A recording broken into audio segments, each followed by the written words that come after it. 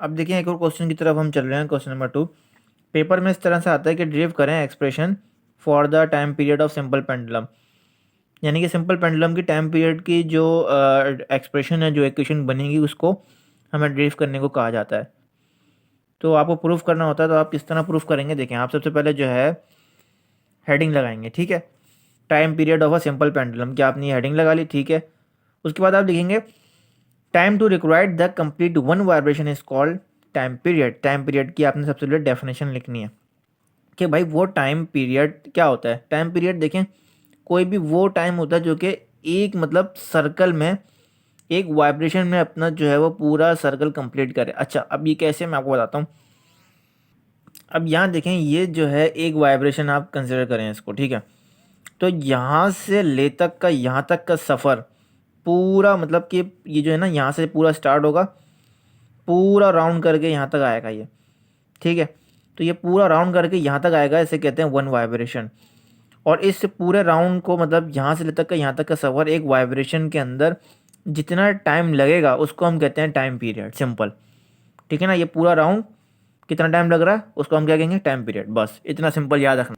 तो डेफिनेशन देखें क्या बन गई, time to required the complete one vibration is called time period, यानी कि एक वाइब्रेशन को कंप्लीट करने के लिए जितना टाइम चाहिए उसको हम कहते हैं टाइम पीरियड। अब फॉर्मूला देखो क्या बनता है। फॉर्मूला आपका सिंपल एज जेड, हमें पता है टाइम पीरियड का फॉर्मूला ये होता है। हमने इक्वेशन नंबर 1 का भी नाम दे दिया और फॉर्मूला हमको पता है। अब हमें इसके साथ साथ हमें जो है वी नाउ डेट दो फॉर्मूले और पता हैं। एक्सलेशन का ये वाला फॉर्मूला भी पता है और एक्सलेशन का ये वाला फॉर्मूला भी पता है। ये एल है, ठीक है, ये जी है, ये एक्स है, यानी कि डिस्प्लेसमेंट, दोनों तरफ एक्स एक्स हैं। तो इसको हमने इक्वेशन नंबर 2 का नाम दिया, इसको हमने इक्वेशन नंबर 3 का नाम दिया। अब भाई दोनों को कंपेयर कर लेंगे, इक्वेशन नंबर 2 और इक्वेशन नंबर 3, दोनों को हम कंपेयर करेंगे। सिंपल एज जेड इधर उधर लिख देंगे हम, ठीक है। यहाँ माइनस से माइनस कैंसिल आउट हो रहा है, एक्स से एक्स भी कैंसिल आउट हो रहा है, क्या बच रहा है? ये बच रहा है। अब हम जो है इसको ख़त्म करने के लिए इसका स्क्वायर रूट लेंगे दोनों साइड पे। हमने यहाँ भी स्क्वायर रूट लिया, हमने यहाँ भी स्क्वायर रूट लिया। अब देखें क्या होगा।